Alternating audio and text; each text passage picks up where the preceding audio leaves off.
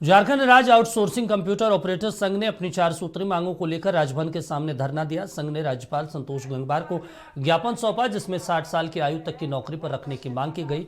समान काम के लिए समान वेतन की मांग की गई है। वहीं प्रदर्शनकारियों ने चेतावनी देते हुए कहा कि यदि उनकी मांगे नहीं मानी गई तो वो सामूहिक रूप से हड़ताल पर जाएंगे।